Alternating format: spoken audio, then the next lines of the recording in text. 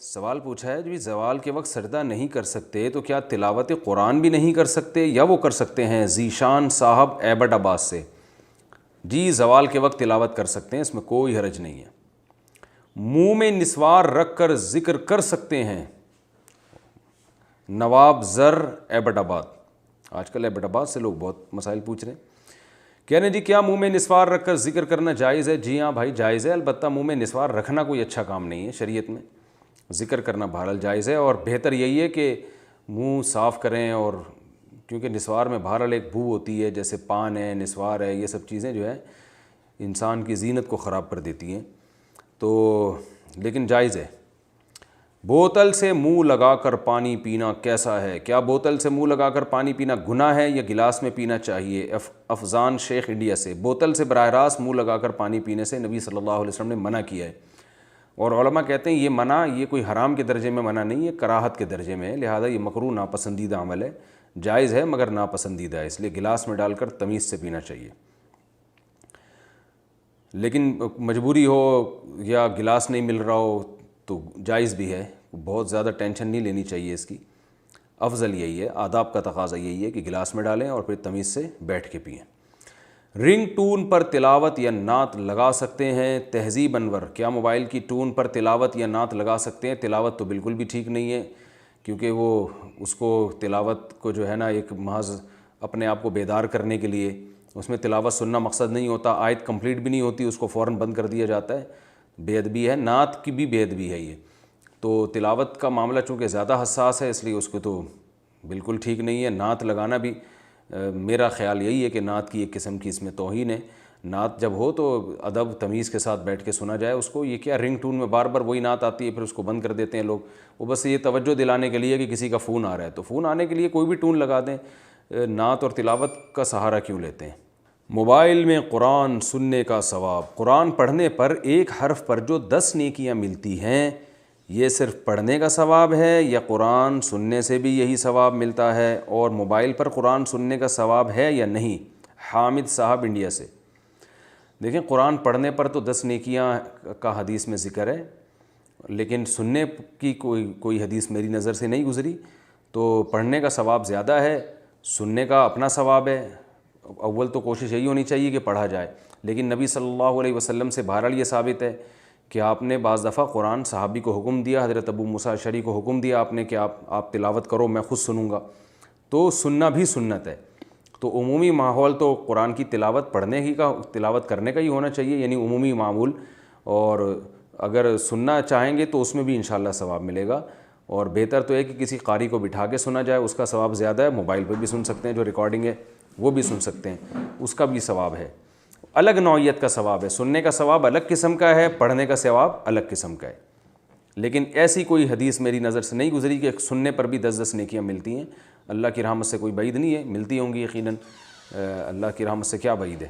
ہیرے پر زکوٰۃ کا کیا حکم ہے؟ کیا ہیرے پر زکوٰۃ دینی ہوتی ہے یا نہیں؟ اگر کوئی زیور ہے، اس میں سونے کی قیمت 50,000 ہے اور اس میں 1,00,000 روپے کا ہیرا لگا ہوا ہے تو ہیرے کی قیمت پہ زکوٰۃ ہوگی یا نہیں؟ سعد احمد انڈیا سے۔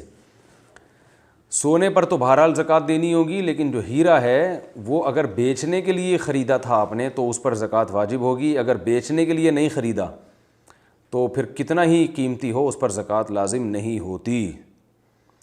وظیفے پڑھنے کا صحیح طریقہ، عربی میں جو دعائیں مانگی جاتی ہیں یا جو وظائف پڑھے جاتے ہیں، کیا ان کے پڑھتے وقت سارا ترجمہ ذہن میں ملحوظ رکھنا ضروری ہے یا ترجمہ ملحوظ نہ رکھنے سے بھی اس دعا یا وظیفے کا فائدہ حاصل ہو جائے گا؟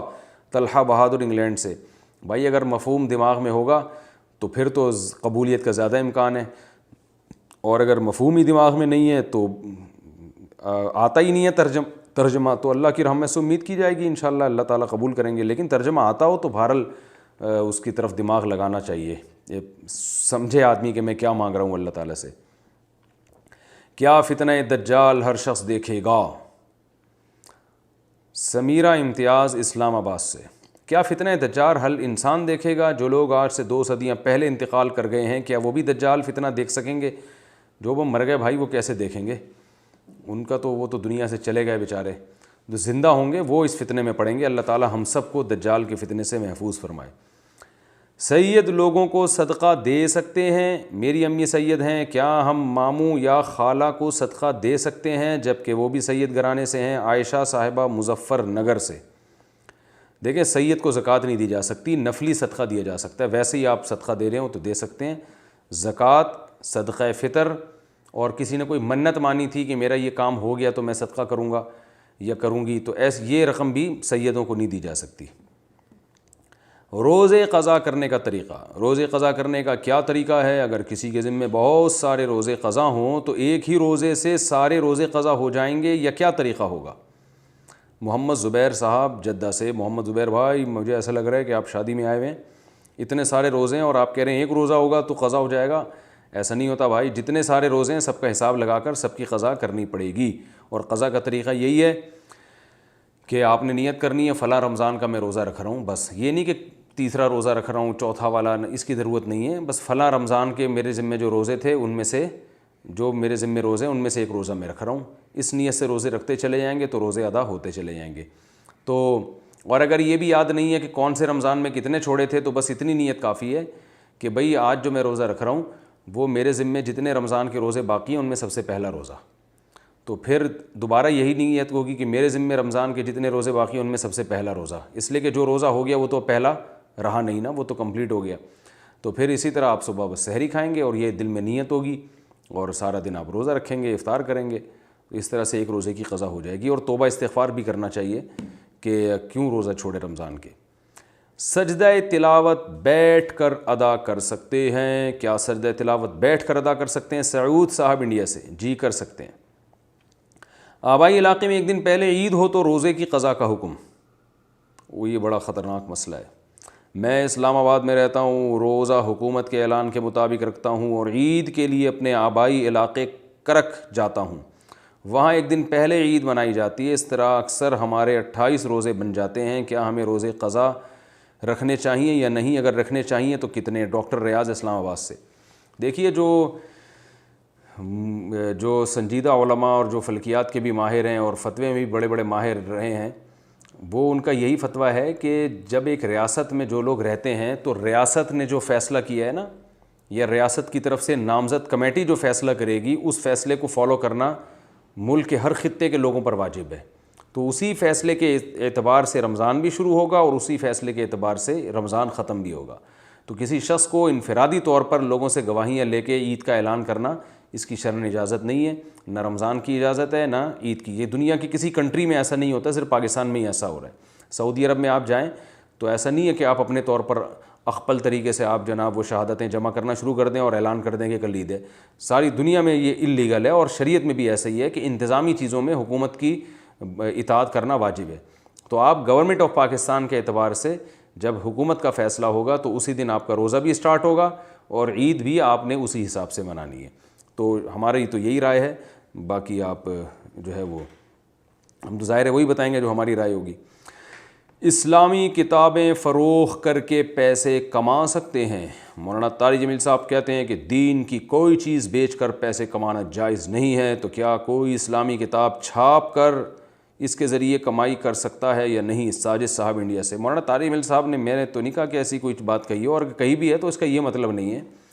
اس کا مطلب تو یہ ہے کہ کسی کو یعنی جو دین کی بات کو بیچنا، یعنی جیسے یہود کیا کرتے تھے کہ شریعت میں تحریف کر دیا کرتے تھے پیسے لے کر، تو شاید ان کی مراد یہ ہوگی۔ بہرحال دینی کتابیں چھاپ کر ان کو بیچنا اور ان کی کمائی بالکل جائز ہے، اس میں کوئی حرج نہیں ہے۔ بہن اور بھائی کو کب زکوٰۃ دے سکتے ہیں؟ بہن اور بھائی کو زکوٰۃ کن صورتوں میں دے سکتے ہیں؟ بہن کے پاس سونا نہیں ہے اور ان کے شوہر کے اوپر بھاری قرضہ بھی ہے، اگرچہ ان کے گھر پر موٹر سائیکل بھی ہے اور ضرورت سے زیادہ اشیاء کی قیمت بھی 40,000 یا اس سے زیادہ ہے، کیا اس صورت میں بہن کو زکوٰۃ دے سکتے ہیں؟ خالد صاحب پشاور سے۔ ضرورت سے زیادہ اشیاء کی قیمت بھی اگر ان کے پاس ہے 52.5 تولہ چاندی کے برابر، تو پھر ایسے شخص کو زکوٰۃ نہیں دی جا سکتی۔ لیکن ضرورت سے زائد چیزیں وہ ہوتی ہیں جو پورے سال میں استعمال میں ہی نہ آ رہی ہوں۔ اگر کوئی بھی چیز سال میں استعمال میں آتی ہے تو وہ شریعت میں ضرورت ہی میں داخل سمجھی جاتی ہے، لہذا بہن کے پاس اگر ایسی چیزیں ہیں جو پورے سال استعمال میں ہی نہیں آتی ہیں اور ان کی ویلیو 52.5 تولہ چاندی سے زیادہ ہے، تو پھر ان کو زکوٰۃ نہیں دے سکتے۔ لیکن ان کی ویلیو تو 52.5 تولہ چاندی سے زیادہ ہے، مگر قرضہ ان بہن کے اوپر 52.5 تولہ چاندی سے بھی زیادہ قرضہ ہے تو پھر بہن کو زکوٰۃ دے سکتے ہیں۔ ایسی صورت میں پھر وہ اپنے شوہر کو زکوٰۃ کے ساتھ تعاون کریں تو ان کی مرضی ہے، بہن کو بہرحال ایسی کنڈیشن میں زکوٰۃ دی جا سکتی ہے۔ یہودی اور عیسائی لڑکی سے نکاح کا حکم۔ یہودی اور عیسائی لڑکی سے کن صورتوں میں نکاح جائز ہے اور کن صورتوں میں ناجائز ہے؟ نیز کیا دو لڑکیوں کی گواہی میں نکاح ہو جاتا ہے یا نہیں؟ خالد صاحب پشاور سے۔ یہودی اور عیسائی لڑکی سے نکاح ایک تو ہے کہ جائز ہے یا نہیں، ایک ہے کہ نکاح ہو جائے گا کہ نہیں ہوگا۔ ہونے کے لیے شرط ہے کہ وہ یہودی اور عیسائی سچی مچی کی یہودی یا عیسائی ہو، جھوٹی موٹی کی یہودی یا عیسائی نہ ہو۔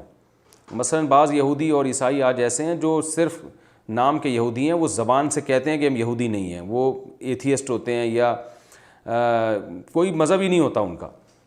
تو اگر واقعی یہودی ہے، حضرت موسیٰ علیہ السلام کو اللہ کا پیغمبر مانتی ہے، کلیم اللہ مانتی ہے، حضرت موسیٰ علیہ السلام کو تورات پر ایمان رکھتی ہے، یا کوئی عیسائی ہے جو حضرت عیسیٰ کو اللہ کا نبی مانتی ہے، بے شک بیٹا مانتی ہے، یہ ہے تو شرک، لیکن بہرحال اگر وہ نبی بھی مانتی ہے حضرت عیسیٰ علیہ السلام کو، کبھی کبھار چرچ چلی جاتی ہے، بائبل پر ایمان رکھتی ہے، تو ایسی صورت میں اس سے نکاح کریں گے تو ہو جائے گا۔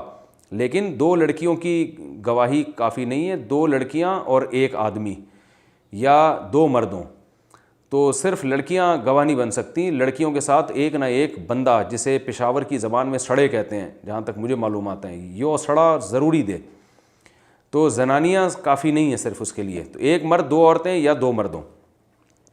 باقی یہ کہ یہ نکاح تو ہو جائے گا ایسی ان شرطوں کے ساتھ۔ آگے نکاح کرنا جائز ہے یا نہیں، تو اس کا مدار اس پر ہے کہ آپ کسی یہودی یا عیسائی لڑکی سے جب نکاح کرتے ہیں تو اس میں اس کے کچھ سائیڈ ایفیکٹ بھی ہوتے ہیں۔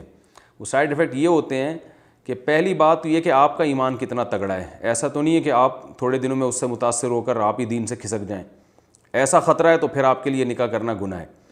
یا آپ کا ایمان تو مضبوط ہے لیکن بچے پیدا ہوں گے تو آپ کو یہ خطرہ ہے کہ آپ کی بیوی ان کو یہودی یا عیسائی بنا دے گی اور وہ چرچ لے جانا شروع کر دے گی ان کو، تو یہ بھی خطرہ اگر ہو تو پھر بھی جائز نہیں ہے۔ تو ان دونوں خطروں سے اگر آپ محفوظ ہیں کہ نہیں بھائی بچے بھی میری مرضی کے اخپل طریقے سے نہیں چلیں گے بلکہ میری مرضی کے مطابق چلیں گے اور مسجد جائیں گے اور عیسائی مذہب کو یا یہودی مذہب کو قبول نہیں کریں گے، یہ ساری چیزیں آپ کو اگر اطمینان ہو تو پھر نکاح کرنا جائز ہے، ورنہ نکاح تو ہو جائے گا مگر گناہ ملے گا۔ اور اگر یہودی یا عیسائی لڑکی نام ہی کی ہے، وہ لبرل، یہ لبرل سے میری مراد یہ ہے کہ وہ مانتے ہی نہیں عیسائیت کو، جیسے یورپ میں بہت سے عیسائی ایسے ہیں جو مانتے ہی نہیں عیسائیت کو، تو وہ پھر ایسی صورت میں عیسائی لڑکی سے نکاح نہیں ہوگا۔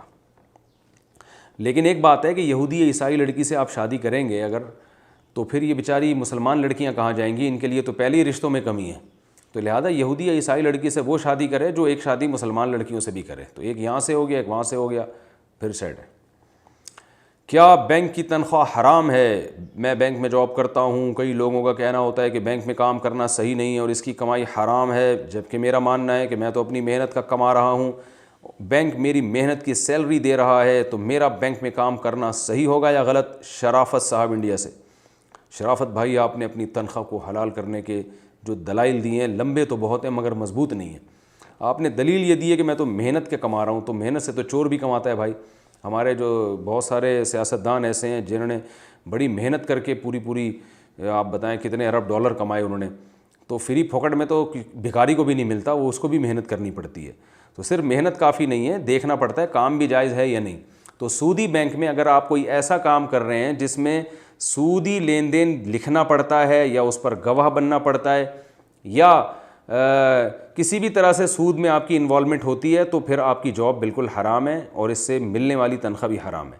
لیکن اگر سودی بینک میں کوئی ایسا کام ہے جس میں سود میں آپ کی ذرا بھی انوالومنٹ نہیں ہے، جیسے بینک کا کوئی چوکیدار ہوتا ہے، وہ پیسوں کی حفاظت کر رہا ہے، وہ سودی لین دین میں شریک نہیں ہوتا، یا کوئی کیشیئر ہے جس کا کام صرف چیک لے کے لوگوں کو کیش رقم دینا ہے، تو ایسی کنڈیشن میں پھر علماء کا اختلاف ہے۔ اس میں بعض علماء کہتے ہیں اس کی آمدن بھی حرام ہے، بعض کہتے ہیں اس کی آمدن جائز ہے۔ تو بہرحال علماء کے اختلاف کی وجہ سے اس حد تک بینک میں جاب کرنے کی گنجائش نکلتی ہے اور اس کی تنخواہ کی بھی حلال ہونے کی گنجائش نکلتی ہے۔ لیکن بینک کے مینیجر کی تنخواہ بھی حرام ہے۔ یہ سب سودی بینکوں کی بات ہو رہی ہے، یاد رکھیں، اسلامی بینک کی بات نہیں کر رہا۔ اسلامی بینک کے ہر شعبے میں ملازمت جائز ہے۔ تو سودی بینک میں مینیجر کی تنخواہ بھی حرام ہے، کیونکہ وہ تو سارے مینجمنٹ پوری اسی کے ہاتھ میں، پورے سسٹم کو وہی جو ہے وہ مینیج کر رہا ہے، سودی لین دین پہ سگنیچر اسی کے ہو رہے ہیں۔ تو کیونکہ نبی صلی اللہ علیہ وسلم کی صحیح حدیث ہے، آپ نے فرمایا سود کی وجہ سے اللہ تعالیٰ 4 آدمیوں پر لعنت بھیجتے ہیں: سود دینے والا، سود لینے والا، سودی معاملات پر گواہ بننے والا اور سودی معاملے کو لکھنے والا. تو اس لیے اس سے آپ بچیں. کیا یتیم بچے کی زمین خرید سکتے ہیں؟ کیا یتیم بچے کی زمین خریدی جا سکتی ہے؟ اگر خرید لی تو کیا ہوگا؟ نور الدین صاحب انڈیا سے. یتیم بچے کی زمین بیچنا جائز نہیں ہے، کیونکہ پراپرٹی کو بیچنے سے نقصان کا خطرہ زیادہ ہوتا ہے. بہرحال اگر یتیم بچے کے والد نے زمین بیچی اور زمین مارکیٹ ویلیو پر بیچی ہے، یعنی جو مارکیٹ ویلیو چل رہی تھی اس سے کم پہ نہیں بیچی ہے، تو پھر زمین خرید سکتے ہیں. اور یتیم بچے کی زمین مارکیٹ ویلیو سے کم پر بیچی ہے تو یہ معاہدہ کالعدم ہے، اس کو فسخ کرنا واجب ہے. نانی کا دودھ پیا ہو تو خالہ زاد سے نکاح کا حکم. اگر بچپن میں نانی کا دودھ پیا ہو تو کیا خالہ کی بیٹی سے نکاح ہو سکتا ہے؟ عبد الرافع انڈیا سے. بھائی اگر آپ 2 سال سے چھوٹے تھے اور آپ نے اپنی نانی کا دودھ پی لیا تو آپ کی خالہ جو ہیں وہ آپ کی رضاعی بہن بن گئی، اور خالہ کی جو بیٹی ہے وہ آپ کی رضاعی بھانجی بن گئی. جب بن گئی بھانجی آپ کی تو اب آپ اس سے نکاح نہیں کر سکتے. غیر مسلم بچہ، لیکن یہ ذہن میں رکھیں کہ یہ یقینی ہونا چاہیے کہ پیا ہے. بعض دفعہ شادی ہونے والی ہوتی ہے، کوئی نہ کوئی خاتون ایک شوشہ چھوڑ دیتی ہیں کہ اس نے تو فلاں کا دودھ پیا ہے. وہ رشتہ توڑوانے کے لیے بھی بعض خواتین ایسا کرتی ہیں. تو اس لیے فقہاء نے بیان کیا اس پر گواہ ہونے چاہیے، یا یہ بات پہلے سے لوگوں میں مشہور اور معروف ہونی چاہیے کہ فلاں نے فلاں کا دودھ پیا. عین وقت پہ کسی نے پھڈا ڈال دیا، منگنی ہو گئی، بات طے ہو گئی، کسی خاتون نے شوشہ چھوڑ دیا اس نے تو فلاں کا دودھ پیا ہے، یا اس نے تو میرا دودھ پیا ہے. اس طرح کی بعض خواتین ایسا کام کرتی ہیں. بعض وہ سچ بھی بول رہی ہوتی ہیں، لیکن ہم شریعت میں جو ہے نا ایسی صورت میں جو کوئی دعویٰ کرے گا تو اس پہ گواہ کا مطالبہ کیا جائے گا. بھائی 2 گواہ پیش کرو، یا یہ بات لوگوں میں پہلے سے مشہور ہونی چاہیے. پیا تھا تو یہ صرف ایک ہی خاتون کو کیوں پتہ ہے، اور اگر پتہ تھی تو اس نے اس وقت مشہور کیوں نہیں کیا، لوگوں کو بتایا کیوں نہیں، اب جا کے کیوں بتا رہی ہیں. غیر مسلم بچہ فوت ہو جائے تو حساب کیسے ہوگا؟ اگر کوئی غیر مسلم نابالغ بچہ فوت ہو جائے تو اسے جنت ملے گی یا جہنم؟ سفیان فاروقی انڈیا سے. دیکھیں جو غیر مسلموں کے بچے فوت ہوتے ہیں ان کے بارے میں ہمیں قرآن و حدیث میں کوئی رہنمائی نہیں ملتی، یعنی واضح طور پر کہ وہ جنت میں جائیں گے یا جہنم میں. تو لیکن اتنی بات قرآن سے اتنی بات اشارہ واضح ملتا ہے کہ اللہ تعالیٰ کسی کو اعمال کا مکلف بنائے بغیر جہنم میں نہیں ڈالتے. تو بچے تو اعمال کے مکلف نہیں ہوتے، وہ تو ناسمجھ ہوتے ہیں. تو یہ اللہ کی رحمت سے بہت بعید ہے کہ اللہ ان کو، وہ چھوٹے بچے تھے ان میں سمجھ نہیں تھی اور اللہ ان کو جہنم میں ڈال دے. قرآن کے مطابق وما كنا معذبین حتی نبعث رسولا، اللہ فرماتے ہیں ہم جب تک رسول بھیج کے حجت تمام نہیں کر دیتے ہم کسی کو عذاب نہیں دیتے. تو بچوں پر تو حجت تمام ہو ہی نہیں سکتی، ان میں عقل نہیں ہے. تو جنت میں جانے کا تو کوئی نہیں دعویٰ کیا کسی نے، لیکن جہنم میں اللہ کی رحمت سے یہی امید ہے کہ وہ جہنم میں نہیں جائیں گے، کیونکہ انہوں نے کوئی برا عمل کیا ہی نہیں ہے. بچہ کا برا عمل بھی برا نہیں کہلاتا، اس میں عقل نہیں ہے. ٹخنے سے نیچے پینٹ لٹکانے کا گناہ، کیا ٹخنے سے نیچے پاجامہ رکھنے والے کے بارے میں حدیث میں جہنم کی وعید بیان ہوئی ہے؟ محمد اسلم خان ناگپور. حدیث میں علی الاطلاق ہے، کوئی بھی چیز جو انسان نیچے پہنتا ہے، ازار ہو یا کوئی بھی چیز ہو، تو آپ صلی اللہ علیہ وسلم نے فرمایا ما اسفل من الازار الی الکعبین ففی النار. جو بھی ایسے مرد لباس پہنے گا اور وہ ٹخنوں سے نیچے لٹکے گا تو وہ جہنم کی آگ میں. ایک حدیث میں آتا ہے کہ وہ تکبر کی وجہ سے جو لٹکائے، اور دوسری حدیث میں آتا ہے، صحیح مسلم کی حدیث ہے، لا یرید بذلک الا المخیلہ، جو یہ کام کرتا ہے وہ کبر ہی کی وجہ سے کرتا ہے. تو اس لیے راجح قول یہی ہے کہ تکبر ہو یا نہ ہو، بہرحال یہ عمل حرام ہے. البتہ کہیں آفس کی مجبوری ہے، کسی مجبوری کی وجہ سے کوئی یہ کام کرتا ہے تو پھر اللہ کی رحمت سے امید ہے انشاءاللہ اسے گناہ نہیں ملے گا.